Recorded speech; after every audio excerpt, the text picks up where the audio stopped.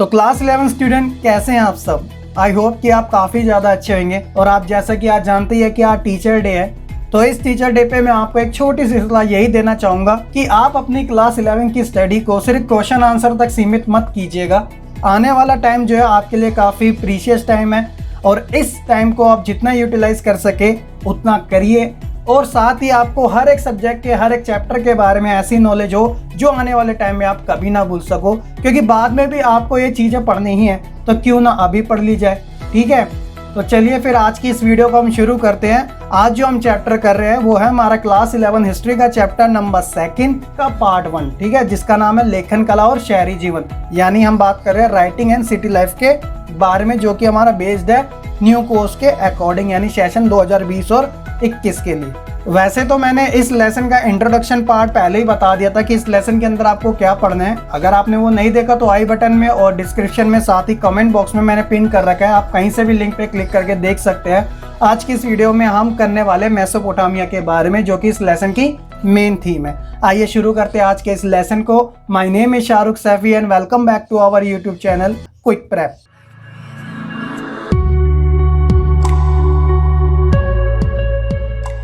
एक बार आप अपने सिलेबस पे भी नजर मार लीजिएगा। क्लास 11 की हिस्ट्री में आपके टोटल 11 चैप्टर होते हैं, लेकिन as per the new CBSE revise syllabus के अकॉर्डिंग आपको सिर्फ 8 ही चैप्टर करने हैं। 3 चैप्टर आपके डिलीट है, पहला, 5वां और 8वां। और आज जो हम चैप्टर कर रहे हैं वो 2nd चैप्टर कर रहे हैं लेखन कला और शहरी जीवन के बारे में, जो कि हमारा फर्स्ट यूनिट का 2nd चैप्टर है। ठीक है, तो ये आप अपने स्क्रीन पे इस चैप्टर का इंट्रोडक्शन भी देख सकते हैं। मैंने इंट्रोडक्शन का अलग से एक पार्ट इसलिए बनाया था ताकि मैं उसके अंदर हर वो चीज़ बता सकूं जो आपको इस लेसन के अंदर पढ़नी है। तो मैं आपका टाइम ज़्यादा वेस्ट नहीं करूंगा, हम अपने मेन थीम के ऊपर चलेंगे। अगर आप पहली बार ये वीडियो देख रहे हैं तो आई बटन में लिंक है इस लेसन का इंट्रोडक्शन वाला पार्ट, जिसके अंदर और भी जानकारी दी गई है। तो मैं आपको यही सजेस्ट करूंगा कि पहले आप वो देखिएगा, तभी आप इस लेसन के बारे में जानिएगा, क्योंकि यहाँ से हम मेन थीम के बारे में पढ़ रहे हैं। आज के इस लेसन के पार्ट में जो हमारी मेन थीम है वो मेसोपोटामिया सभ्यता से संबंधित ही है। मेसोपोटामिया सभ्यता विश्व की प्राचीन सभ्यताओं में से एक है। देखिए, जब तक हड़प्पा सभ्यता की खोज नहीं हुई थी तो मेसोपोटामिया सभ्यता को विश्व की प्राचीन सभ्यता माना जाता था। लेकिन जब हड़प्पा सभ्यता की खोज हुई तो इतिहासकारों ने हड़प्पा सभ्यता को विश्व की सबसे प्राचीन सभ्यता का नाम दे दिया, जो कि आप क्लास 12 की फर्स्ट चैप्टर में हड़प्पा सभ्यता के बारे में जानोगे। लेकिन फिलहाल अभी आपको मेसोपोटामिया के बारे में जानना है। देखिए, मेसोपोटामिया का अर्थ क्या होता है, नाम ही काफ़ी आप फर्स्ट टाइम सुन रहे होंगे, या कुछ बच्चे ऐसे होंगे जिन्होंने पहले भी सुना होगा, लेकिन मोस्ट ऑफ द स्टूडेंट यही है जिन्होंने फर्स्ट टाइम इसका नाम सुना होगा। तो देखिए, मेसोपोटामिया जो है वह एक यूनानी भाषा के 2 शब्दों से मिलकर बना है। पहला है मेसोस, जिसका अर्थ होता है मध्य यानी मिड। दूसरा है पोटेमोस, पोटेमोस यानी कि नदी से। तो इस प्रकार जो इसका शाब्दिक अर्थ है वो है जल के मध्य वाला क्षेत्र। तो मेसोपोटामिया जो है वो आज के टाइम में यानी प्रेजेंट टाइम में इराक के दजला और फरात, 2 नदियों के नाम है इराक में, दजला और फरात के बीच का एक क्षेत्र है। तो ये आप अपनी मैप पर भी देख सकते हैं। तो यहाँ पर मैं आपको सर्कल करके दिखा देता हूँ। तो ये रही आपकी दजला नदी और इसी के साथ में आपकी फरात नदी। तो यहीं पे हमारा इराक है। और साथ ही आपको कुछ और भी जगह दिख रही होगी, जैसे मारी हो गया, बेबीलेन हो गया, उरुक हो गया, उरू हो गया। तो इनके बारे में भी इस चैप्टर में हम आगे पढ़ेंगे। ठीक है, तो अभी के लिए आपके लिए ये जानना काफी जरूरी है। तो आई होप कि आप मेसोपोटामिया के अर्थ के बारे में तो अच्छे तरीके से समझ ही चुके होंगे। आगे हम ये जानेंगे मेसोपोटामिया सभ्यता की जो खोज है वो किस प्रकार हुई थी, क्योंकि मोस्ट ऑफ द स्टूडेंट के माइंड में यही चीज आती है सबसे पहले कि जो सभ्यता है उसकी खोज हुई तो हुई किस प्रकार। तो देखिए, जो मेसोपोटामिया सभ्यता है उसकी खोज को पुरातात्विकों ने 1840 के दशक में, दशक मतलब 10 साल होता है, तो 1840 के दशक में शुरू किया था। तो जब ये शुरुआत हुई थी ना इस सभ्यता की खोज की, तो शुरुआत में 2 नगर ऐसे थे, पहला है उरुक, दूसरा है मारी। तो यहाँ पे उत्खनन का काम चल रहा था। भारत में किसी भी स्थल में इतने लंबे तक खुदाई नहीं हुई है। तो आप इस चीज का भी ध्यान रखिएगा कि कितने लंबे समय से इस सभ्यता के बारे में खोज चल ही रही थी पुरातात्विकों के द्वारा। देखिए, इन खुदाइयों से क्या होता है कि आज जो हम ना इतिहास के स्रोत जो होते हैं उसके बारे में अच्छी जानकारी प्राप्त कर सकते हैं, जिसके बारे में हम इमारतों से, मूर्तियों से, आभूषण, कब्र, औजार, मुद्राएं, यही नहीं बल्कि बहुत सारे लिखित दस्तावेज का भी हम अध्ययन कर पाते हैं। तो देखिए, उदाहरण के तौर पे बाइबल के प्रथम भाग में, तो बाइबल क्या है, जो कि क्रिश्चियनिटी यानी कि जो ईसाइयों की धार्मिक ग्रंथ होती है। ठीक है, तो बाइबल के प्रथम भाग में ओल्ड टेस्टामेंट, तो आपको ये नाम याद रखना जरूरी है जिसका नाम है ओल्ड टेस्टामेंट। तो इसमें क्या था कि बुक ऑफ जेनेसिस में शिमार यानी कि सुमेर का उल्लेख किया गया। अब सुमेर क्या है वो आपको आगे पता चल ही जाएगा। इसका तात्पर्य है कि सुमेर ईंटों से बने शहर की भूमि है। तो इस प्रकार क्या था कि यूरोप के यात्री क्या थे, वह मेसोपोटामिया को एक तरह से अपने पूर्वजों की भूमि मानते थे। और जब इस क्षेत्र में पुरातात्विक खोजों की शुरुआत हुई तो ओल्ड टेस्टामेंट के सत्य को सिद्ध करने का भी प्रयास किया गया। तो ये चीजें तो होनी ही थी जब यूरोप यात्री यहाँ पर आए मेसोपोटामिया में, क्योंकि ये खोज कर रहे थे तो ये ऐसा मान रहे थे कि ये जो सभ्यता है वह हमारी ही सभ्यता है, एक तरीके से अपना अधिकार लेना चाह रहे थे। तो 19वीं सदी के मध्य मेसोपोटामिया के अतीत को खोजे जाने के उत्साह में कभी कोई कमी नहीं आई।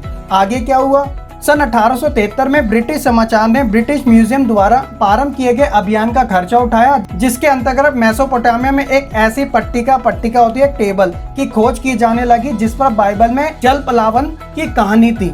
अब बात आती है जल पलावन क्या है। जल पलावन यानी कि फ्लड के बारे में बात चल रही है, सुनामी के बारे में। तो देखिए ये कहानी कुछ इस प्रकार सी थी, काफी छोटी सी है, आप अपनी स्क्रीन पर भी देख सकते हैं। तो बाइबल के अनुसार यह जल पलावन पृथ्वी पर संपूर्ण जीवन को नष्ट करने वाला था, किंतु परमेश्वर यानी भगवान ने जल पलावन के बाद भी जीवन को पृथ्वी पर सुरक्षित रखने के लिए नोआ नाम के एक मनुष्य को चुना। नोआ ने क्या किया, एक बहुत ही विशाल नाव बनाई और उसमें सभी जीव जंतुओं का एक एक जोड़ा रख लिया। और जब जल पलावन हुआ तो बाकी सब तो नष्ट हो गया, पर इस नाव में रखे सभी जोड़े सुरक्षित बच गए। ऐसे ही एक कहानी मेसोपोटामिया के परंपरागत साहित्य में भी मिलती है और इस कहानी के मुख्य पात्र को जीवशूद्र कहा जाता है। तो देखिए इसी कारण ये ऐसा मानते थे कि बाइबल के अंदर जो जल पलावन लिखा हुआ है ना, वह मेसोपोटामिया के एक पात्र में भी देखने को मिलता है, जो कि कहानी इसकी मिलती जुलती है। तो इसलिए वह अपना इसे मानते थे, किसे, मेसोपोटामिया की सभ्यता को। तो लेकिन क्या हुआ कि 1960 के दशक तक यह समझा जाता था कि ओल्ड टेस्टामेंट की जो कहानी है ना वह सत्य नहीं है। लेकिन इतिहास में महत्वपूर्ण परिवर्तनों यानी बदलाव के अतीत को अपने ढंग से अभिव्यक्त करते रहे इतिहासकार। तो क्या हुआ कि जब लोगों में ज़्यादा परिकल्पनाएं आने लगी यानी थिंकिंग अच्छी होने लगी, तो इस प्रकार जो बाइबल की कहानी थी ना उसकी सच्चाई को प्रमाणित करने का जो कार्य था वो धीरे धीरे पीछे हो गया, यानी कि गौन हो गया, दूसरे नंबर पे आ गया, यानी उसे प्रायोरिटी नहीं दी जाने लगी। तो कुछ इस प्रकार से थी मेसोपोटामिया सभ्यता की खोज के बारे में, जो कि पुरातात्विकों द्वारा कुछ इस प्रकार की गई थी। तो आई होप कि आपको ये चीजें अच्छे से अब समझ आ चुकी होगी। अब आपके मन में जितने भी डाउट आ रहे हैं कुछ शब्दों से रिलेटेड, वो आपको मेसोपोटामिया के बारे में जब मैं जानकारी बताऊंगा A to Z की इस सभ्यता के अंदर क्या क्या चीजें है, उससे सारी चीजें क्लियर हो जाएगी। तो यहीं से हम शुरू करते हैं मेसोपोटामिया सभ्यता की जानकारियों के बारे में। ये तो हमने जान लिया कि जो इसकी खोज थी वो किस प्रकार की थी। तो इस सभ्यता के अंदर था क्या क्या। तो मेसोपोटामिया जो सभ्यता है जो वर्तमान में इराक में है, तो उसकी अपनी एक शहरी जीवन, विशाल समृद्ध साहित्य, गणित और खगोल शास्त्र के लिए प्रसिद्ध थी।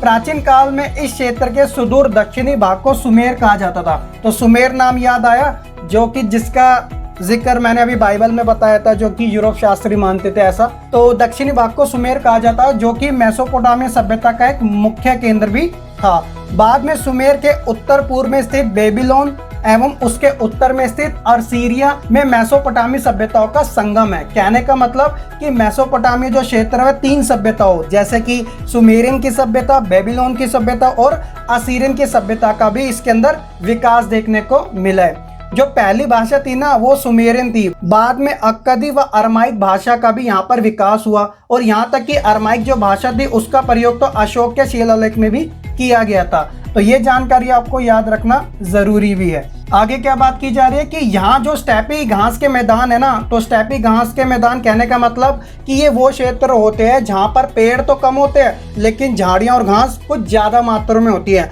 तो इस कारण यहाँ पे पशुपालन जो है वो खेती की तुलना में आजीविका का अच्छा साधन माना जाता है। तो यहाँ पर कृषि, पशुपालन और व्यापार आजीविका के मुख्य साधन समझे जाते थे। और यहाँ के जो लोग थे ना, यानी कि आयरन का इस्तेमाल करते थे और व्यापार के लिए परिवहन की भी अच्छी व्यवस्था थी। जल मार्गों के द्वारा फरात, तो फरात आप जानते हैं ना, दजला और फरात के बीच में मेसोपोटामिया स्थित है।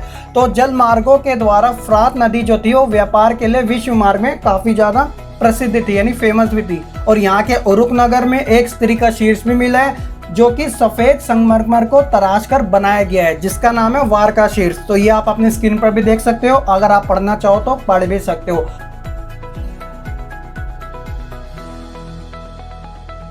तो ये थी हड़प्पा सभ्यता के बारे में कुछ जानकारी है जो कि आपकी किताब में इसका जिक्र दे रखा है। यहाँ पर मैं आपको कुछ एक्स्ट्रा जानकारी देना चाहता हूँ ताकि आप कुछ ऐसे पॉइंट को भी ऐड कर सको जो कि आपकी अंडरस्टैंडिंग बढ़ाने में हेल्प कर सके।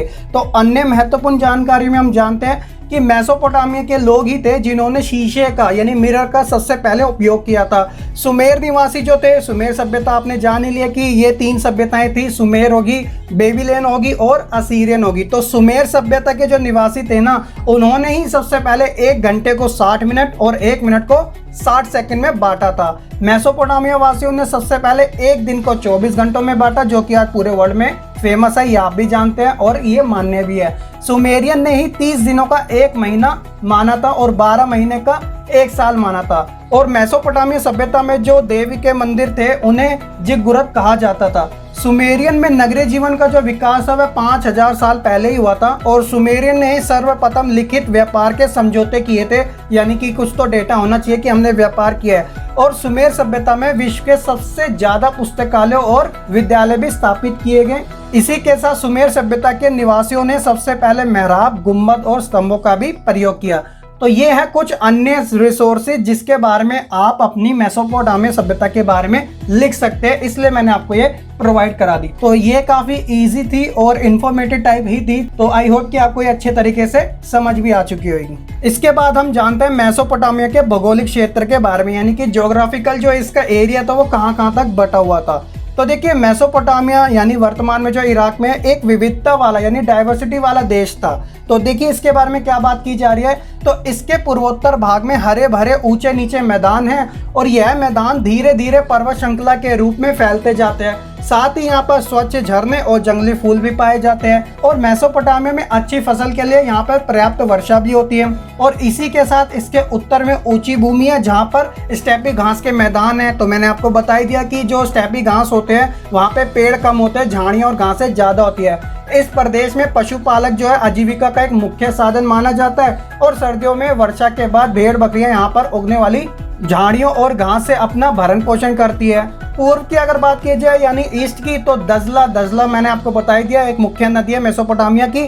तो दजला की सहायक नदियों द्वारा यहाँ पे परिवहन जो है वो भी काफी अच्छी मात्रा में उपलब्ध है। तो इस देश के दक्षिणी भाग जो है वो एक रेगिस्तान से घिरा हुआ है और इस रेगिस्तान में फरात और दजला नदियां बहती है। यह नदियां पहाड़ों से निकलकर अपने साथ उपजाऊ बारीकी मिट्टी लाती है। जब इन नदियों में बाढ़ आती है अथवा जब इनके पानी को सिंचाई के खेतों में लाया जाता है तब इनके द्वारा जो उपजाऊ मिट्टी आती है वो खेतों में जमा हो जाती है। फरात नदी रेगिस्तान में प्रवेश करने के बाद कई धाराओं में बढ़ जाती है और कभी कभी इन धाराओं में बाढ़ भी आ जाती है। प्राचीन काल में ये जो धाराएं थे वे सिंचाई के नहरों का काम दे देती थी और आवश्यकता पड़ने पर गेहूं, जो मटर या फिर मैसूर की खेती जो होती थी उसकी सिंचाई की जाती थी। इसलिए वर्षा की कमी के बावजूद भी जो दक्षिणी मेसोपोटामिया की जो खेती थी वह पूरे विश्व में यानी प्राचीन टाइम की बात चल रही है वह अधिक उपज देने वाली हुआ करती थी। तो इस कारण जो ये मेसोपोटामिया का जो भौगोलिक क्षेत्र है वो विश्व भर में अपना नाम कायम करने में काफी सफल भी रहा, क्योंकि यहाँ पर हर एक चीज देखने को मिल जाती थी जिसकी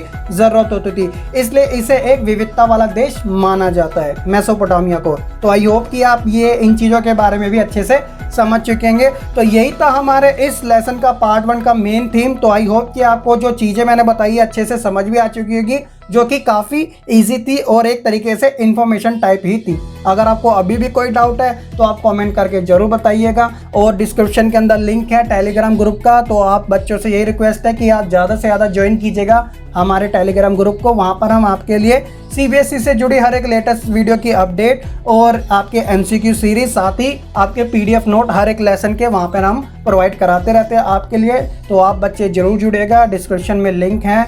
अगर आपको ये वीडियो पसंद आई है तो लाइक करना ना भूलेगा, साथ ही कमेंट करके अपना फीडबैक जरूर दीजिएगा और साथ ही शेयर करना ना भूले अपने फ्रेंड्स के साथ भी। अगर चैनल पे नए हैं तो सब्सक्राइब कर लीजिएगा हमारे इस चैनल को और बेल आइकन दबाना ना भूलेगा। तो चलिए फिर आज की इस वीडियो में इतना ही। मैं मिलूंगा इस लेसन के सेकंड पार्ट के साथ। तब तक के लिए आप खुश रहिए, पढ़ते रहिए और आगे बढ़ते रहिए।